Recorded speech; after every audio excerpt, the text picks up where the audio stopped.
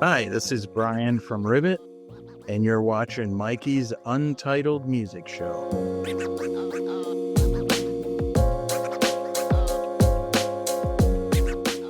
Welcome to Mikey's Untitled Music Show, guys. Today we're going to dive into the musical mind of Brian Hensley of the band Rivit. How you doing today, Brian? Excellent, Mikey. Good to hear from you. Good to hear from you too, bro. I really appreciate you doing this for me. You're following me along this new musical journey, and I just can't wait to keep on going. You can find or Brian is of the band Rivit. Who is the band Rivit, or who's in the band Rivit, Brian? And how did you guys get formed? So Rivit is me. I started writing songs back when pandemic came.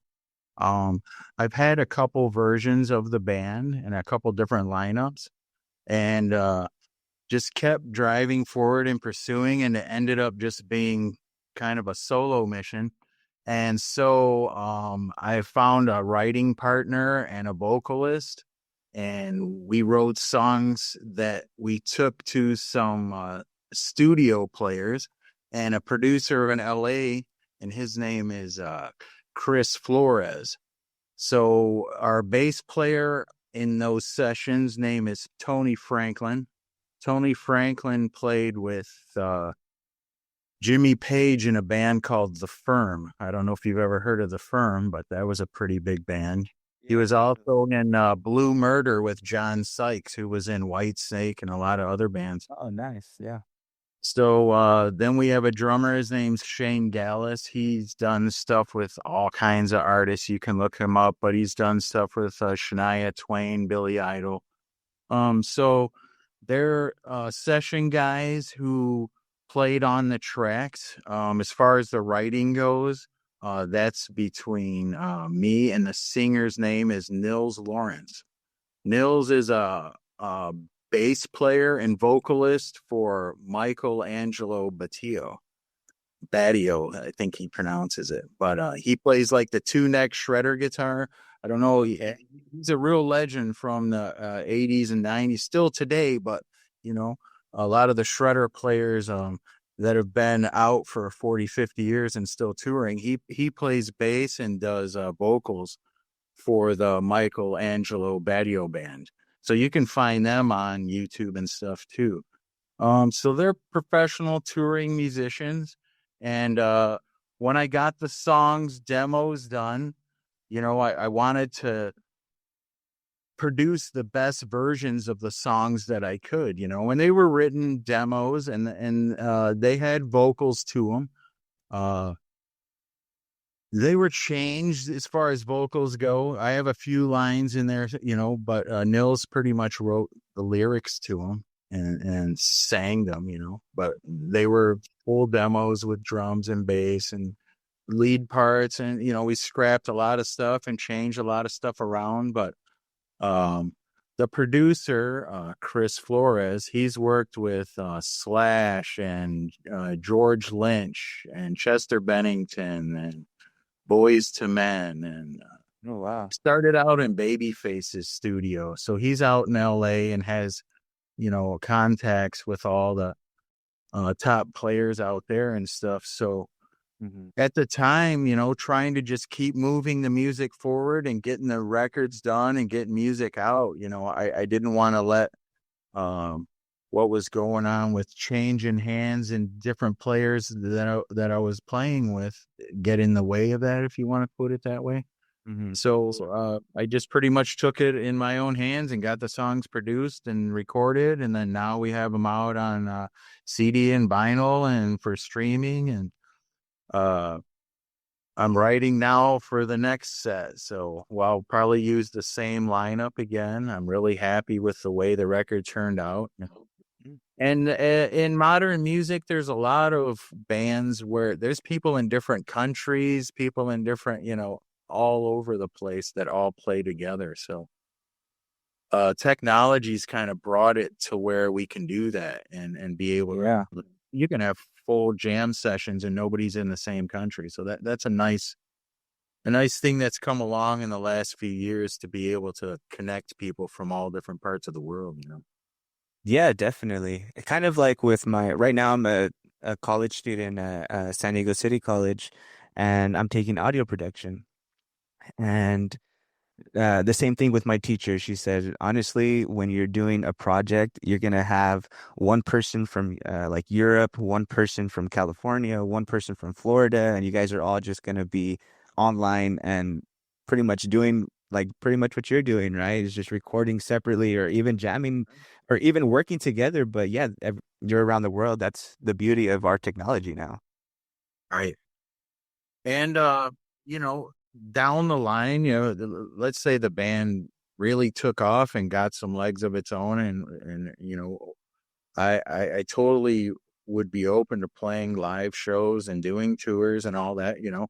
Hmm. And if I end up putting together a band with a different lineup or, you know, players in my area, you know, I'm hoping that the better the music is and the better product I'm producing on my own would attract players of better caliber. You know what I mean? Yeah. If you're trying to put together a sound and you're trying to put together a band or whatever, and you have nothing to show anyone or you have nothing for anyone to hear, it's That's kind of hard to get somebody to buy what you're selling, you know?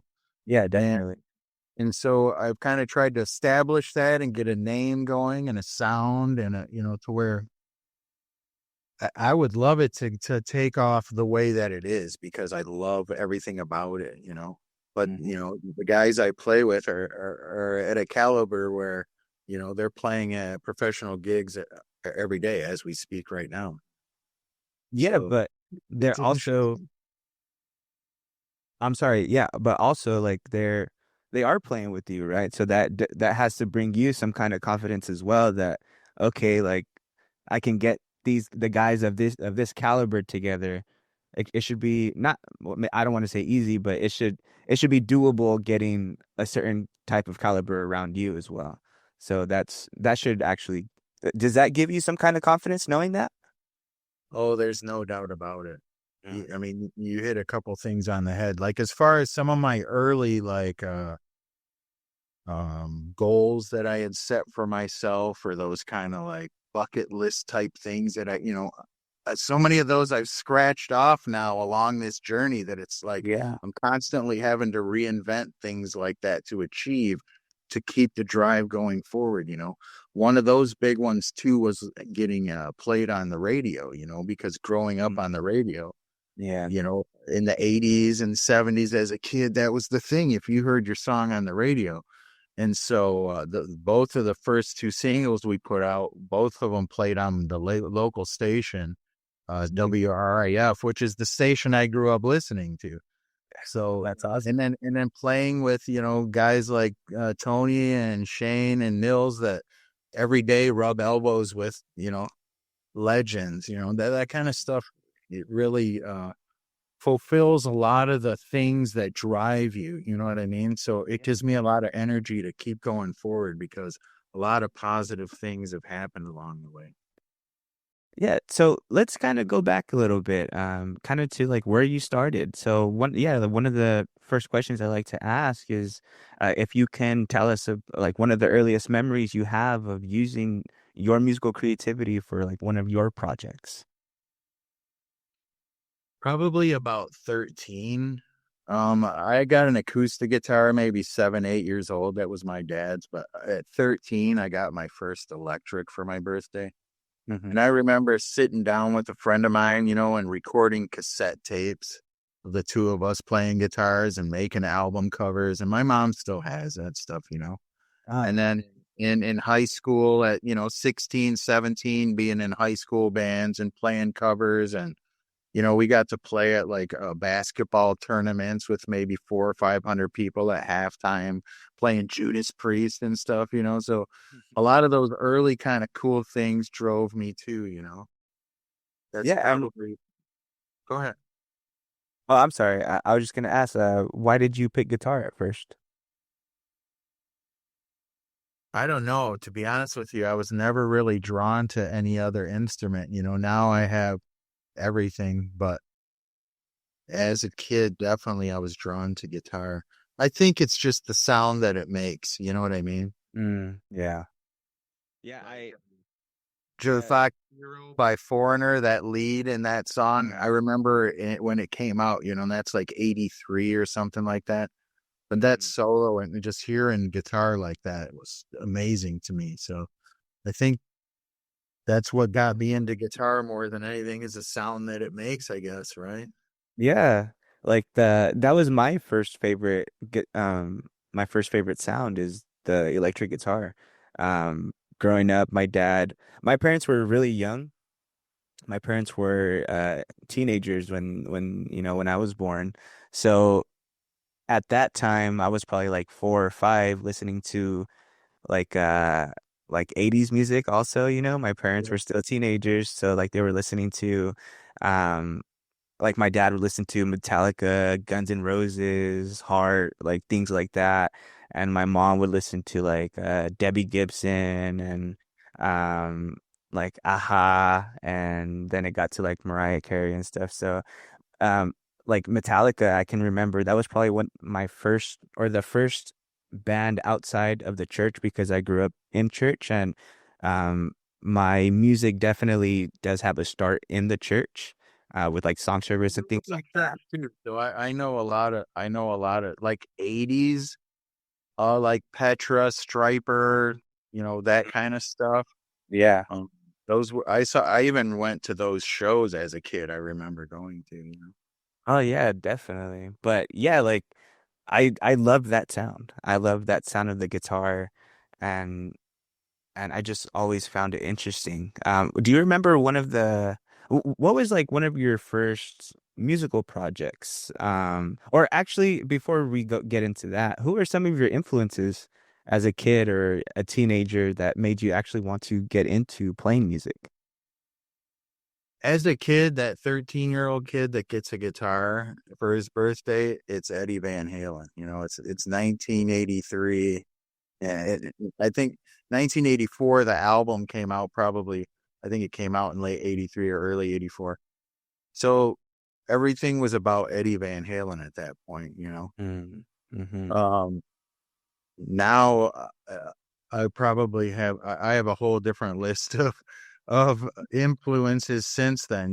But at that time, definitely that was the sound and that was the style and that was what I was trying to do.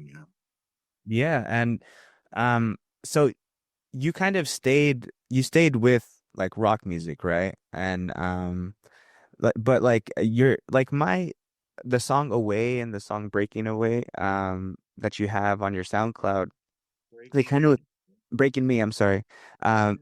They kind of sound like maybe like Alter Bridge, like Audio Slave, or like maybe like Soundgarden kind of thing. It Without saying a word, that's exactly what I mean, I don't tell people like, I write to sound like Soundgarden, but that's a huge influence on that sound. And if you close your eyes and listen to the vocals, it does it even more. You know what I mean? Yeah, definitely. I Look, a long time. When you get into vocalists, there's so many different styles out there. And with modern technology, there's a lot of access to good singers with all different kinds. You know what I mean? Yeah. It was 4 or 5 years of hunting, looking for Nils, and he's perfect for the sound I'm looking for. Yeah, it really is. He has his voice is really good with the song. But yeah, it brought me back to that time of like maybe what like 2007, 2008, 4, something like that. Like back to that. Which I'm shooting for like 90, 92. You know what I mean? And Okay, maybe Breaking Me is a little more I'm okay, not going yeah. to say more of a modern drive, but it has a Yeah. little more, not industrial, but it has that kind of different feel to it. But definitely Away. Yes. It is it's The that. early Yeah, yeah. And then that's what I was going for. I love that sound. But also on my guitar tone itself, I love Adam Jones of Tool. So I love that Hmm. kind of sound that he's got three amplifiers going, but it's Les Paul based and tube amps. And, I use a couple different amps and mix them together for that tone. And that's all kind of his stuff, big pedal boards and all that stuff. But, he's probably my favorite modern guitar player. And was Away your first track that you released? Yes. And that What? I wrote that and recorded a version of that 4 years ago or so. Okay, yeah. All by myself, recorded drums and then did the bass and guitar and vocal, but it's quite a bit different. It's there, you can hear it, and especially the basic guitar riffs, you know what I mean? But the arrangement, the playing this 3 or 4 times, we're only gonna play it three, and all that kind of stuff. We probably chopped a minute out of both songs. They were a little bit longer and drawn out and had a little more uh like In a Way, when it goes into the drum part and it brings in those kind of different drums, and it's got the uh cool vocal parts in there and stuff that break down there. I had that twice, so when you get a good producer, he kind of chops the fat out and gets it more radio friendly and all that kind of stuff. So about a 4 minute song, I think one's 4, one's 350. So that's kind of where I shoot, about 4 minutes. And so, yeah, let's go back to when you first created that. Even if it is kind of a little different than what it is now, Sure. what was kind of the thought process of going into, okay, were you gonna make this song to release it like at first, like, or was it just like a little project for you? How did you get started with it? That particular song I wrote to submit to the radio station to play it on there. And that's exact. It went exactly. I submitted it. They played it. It was exactly what it was meant to do. So then when Breaking Me came out 2 months later or something, then we sent them that one and they played that too. And that's a show in Detroit called Motor City Riffs. And they highlight local talent in the area. You know what I mean? So that's Okay. what they do. You know what I mean? And that's great that they take submissions and put people out on the big radio like that. Yeah, and so when you start creating Away, did you write the lyrics first? Did you write the music first? How did you get That started with it? that intro riff is how the song started. You know what I mean? Mhm. That's pretty much the song. Then I put the chorus to it, and a couple, like I said, I had maybe two breakdowns in it. It was a little bit longer, but it sounds, if you take just the guitar, it sounds very similar to what ended up recorded. Mhm. But the rest of it, the drums are completely different. The Okay. vocals completely different. The melody's completely different.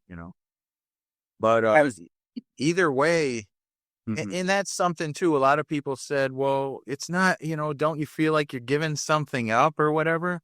Mm. But to me, it's about the song. And I don't know if, some people won't give up things or whatever because they feel like they didn't get their true what they were trying to do with the song or whatever.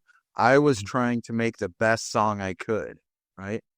So when I went to look for each person, when I went to do every little part of it, I wanted the best that I could get. So if it meant part of what I put into it wasn't going to make it, if it meant someone else was going to sing it, if it meant that, you know what I mean? I was willing to do that to get what I wanted. And So how did go ahead. No, yeah, and what like what avenues did you take to find these extra or not extra, but these other artists or these other musicians? Like I would say maybe if somebody was kind of starting in your position where it's just you, because I've met other artists who have like who do these kinds of projects themselves, like a DIY like project, and they're trying to like look for different musicians, but they, like you said, they don't want to give up as much as they would like, or like, yeah, like what kind of advice would you give somebody to try to find the musicians kind of like how you found them? one route is through a producer, right? Generally, a producer has a list of people he's worked with, and he kind of has maybe some favorites around.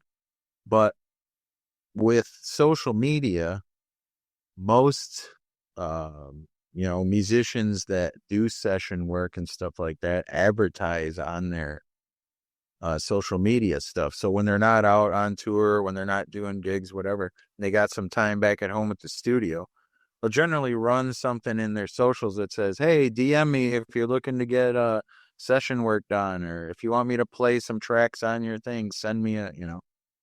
So there's a lot of people that do that, and it, it's not hard to find because I did it. But I would start, if you have a producer that you work with, start with them. You know what I mean? Or if you have an artist that you've always wanted to work with, like Tony Franklin, right? Look him up. Go to his pages and see if he offers those kind of things, because a lot of musicians do. And a lot of bands are one or two guys too. You know what I mean? Where they're really, those are the core, and they push the band, and then the lineup will change, and they have, a different drummer this time than they did last time, or a couple different people in the band. But a lot of bands you'll see over 20 years, there's one or two guys that stayed the same in the lineup the entire way through, and who knows, like some friends of mine talked to me about, wouldn't you love to be out playing live and that type of thing? And I would, you know what I mean? I'm not, that has nothing to do with it, but I also feel like there's bands like, Jimi Hendrix, right? None of us have seen him live, but we can all enjoy his music and buy a CD and a shirt and watch something that was produced in video on. So I think I can still get my music out and get heard and get people to enjoy it. And, another big part of my initial feeling about the music was like sync licensing, movies and TV and commercials, right? So there's a big market in that. And that doesn't require a lot of touring or a lot of, playing live or that type of thing. And you can generate music from your studio and get it synced and licensed in music and TV shows and things like that, and make, royalties and money doing that as well. So I never set out necessarily to do that, but as I got into it more and I see the industry and how it works and everything, that comes up more and more and more as a possibility of another avenue to market the music that I'm making without having to put on live shows or things like that. Yeah. And excuse me. And so when you have this song, you already played it on the radio in a way, and then you said that you made another, the Breaking Me, that was also played on the radio. Was it played on the radio before it was changed? After we had fully changed them. Okay, yeah, okay. In the version you hear, have heard them yourself. Yeah. Oh, okay. I didn't release them before. Okay. And so what's the conversation like?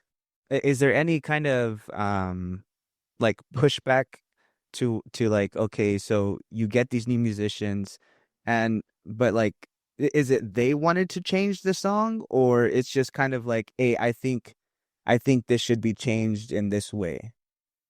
That's more of a production level call from a producer who has done many recordings and many albums. And however cool you think you are, you know what I mean? This is everyday work for him. Yeah, so exactly. Although I have my own opinions and some stuff, whether it came out better or worse, I stood on and we stayed with, because, they're my songs, and in the end, you're going to make the call, right? But then if it sucks, it's all on you, right? And so I definitely take professional advice, and I listen to what people say, and knock on wood, so far, all the advice I've taken from other people around me in that respect has turned out to be good. You know what I mean? I don't regret anything about the way the music came out. It came out better than I ever thought it would. And that's something that, without entrusting someone else to take it and run with it like that, you're never going to find out what's going to happen. Mm, mm-hmm. So you can always go back and say, no, that's no good. And I've recorded 3 or 4 other singers that I didn't use that I paid well to record. And they're doing their job, right? I played other guitar players I didn't use. I paid drummers I didn't use, right? Because again, I was very particular on how it was going to come out. And so it took a few tries to get it right. And now the lineup that we just used, I absolutely love every bit of it. When it comes to hiring those musicians, maybe also like another like piece of advice, like what do you have to give them any kind of royalty to the songs that you created, or is that something that you guys talk about, or do you give them like a flat fee? All of the above, right? So that's all contractual, however you work it out between them. You know what I mean? Okay. Some Yeah. people want royalties. Some people just want a certain amount of money, and then that's the end of it. You know what I mean? So it just Like, depends on how you want it to be. Maybe if you don't want to spend the money, then you offer to split royalties with somebody. You know what I mean? If somebody's writing part of your song or whatever, then yeah, they deserve royalties to it. But if they say, hey, just pay me X amount of dollars and then there's no splits or anything, it's all yours, then you can go that route. But that's all negotiable, and there is no, I wouldn't say there is a set standard. There's a lot of different, I've seen just about everything. mm, yeah. Um, so one of the last questions I do like to ask is, what has been the ultimate purpose of like music in your life?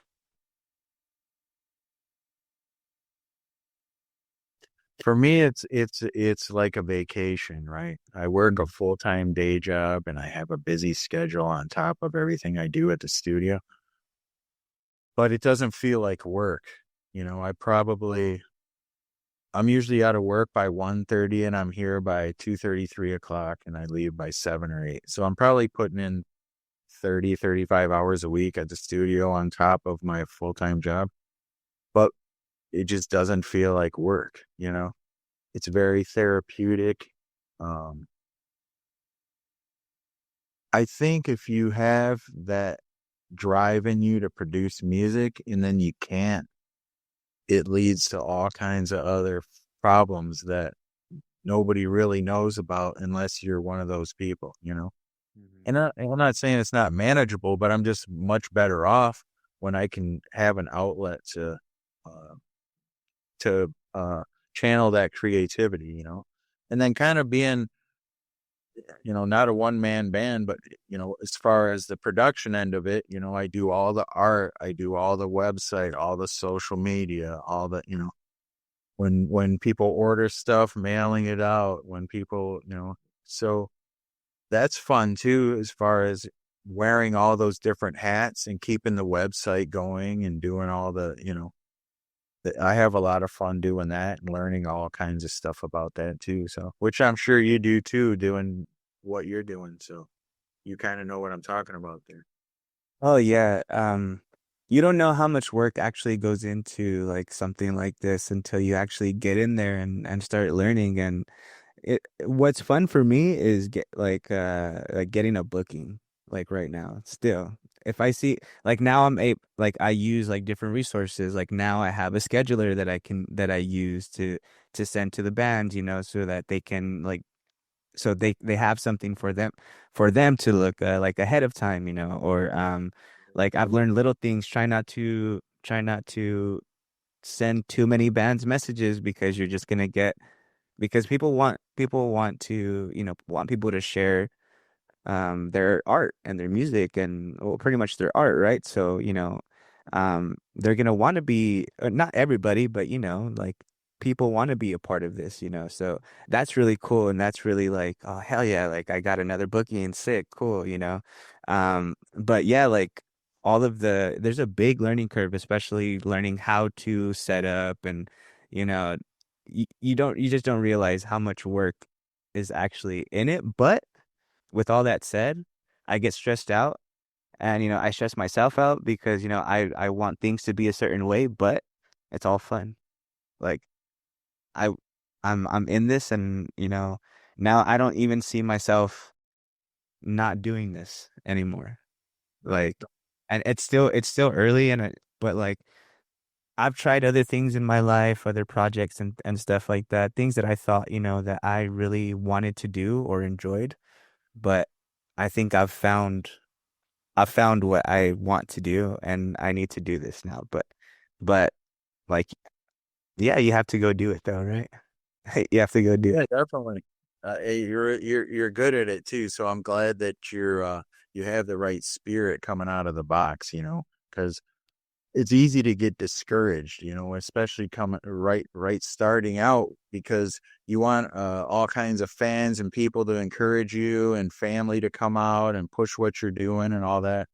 And a lot of people find it's pretty much the opposite of that, right? It's just you Yeah. grinding away all day, every day, Hmm. and getting a few more likes every week and a few more posts every week and little tiny battles that you're winning. But you know, that's the encouraging part is seeing that little seed grow into something every day, getting a little bit bigger and a little bit bigger.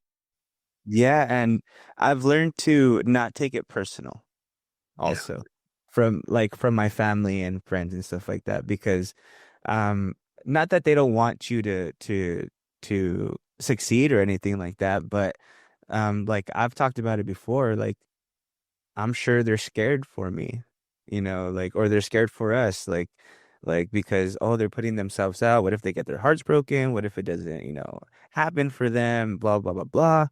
And it's kind of like a half like, hey, yeah, good job, but maybe, So, but I've learned to, like I said, I've learned to accept that and I've learned to kind of take that in stride rather than, oh, nobody believes in me type of thing because they do, they believe in us. Like our families and our friends, they believe in us. They're just worried and they don't want us to get hurt. So, I've also, like I said, I've taken that and, kind of ran with it and it doesn't bother me. It did bother me in the beginning, of course, like, but it doesn't bother me now, like at all because like one, I know they love me. And two, but I don't have time to worry about that kind of stuff. You know what I mean? Like we gotta get this thing we gotta get this thing going and stuff. And but yeah, but something like what you did. You you messaged me on Instagram and said that, you want to be a part of it, like what I'm doing. And that right there is like what it's all about for me, like I want to help people. I want to help, well, not just people. I want to help musical artists get their voice heard because there's so many people out there, so many artists out there, so much music out there that like their following is like between maybe like 0 and 10K or something like that. And not it's not because maybe they just don't know how to like with social media. I don't know how to do any of that stuff, it's still like I'm still learning all that stuff. But if there's an like I've always wanted to help people, but I never knew in what capacity I can do that. So I've always wanted to stay with music, and it's just like my mind is just like on it's 0 to 100 like all the time, and it's just being impatient because I have all these ideas and like I want to open a music studio. I want to I want to open a studio where people can come and play and we can have an interview.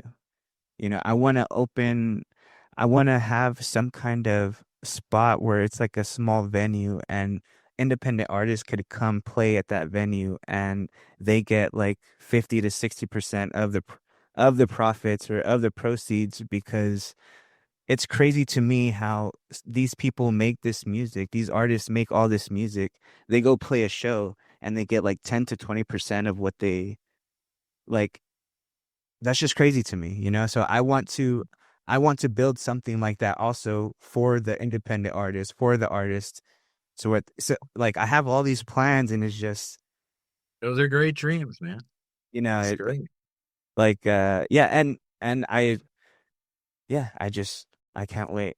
I can't wait to get it going. And I thank you for helping me in this journey because like without artists like you that trust in me to tell their story, like I wouldn't be able to do any of this. So, you know, like I really thank you also for coming on the show, Brian. I really do. And I thank you so much for reaching out because those types of things are all wins for me. And, you know, every little win matters. Well, I thank you too because we're a lot alike in our mentality there, and so we're just getting started together. And I definitely hope this is a long relationship when we can look back years down the road, and then maybe it's in interview 7 or whatever we're up to by that time, and we're talking about world tours and whatever. But it's definitely good to connect with people who are like-minded and good people, and I'll definitely do everything I can to help push you along.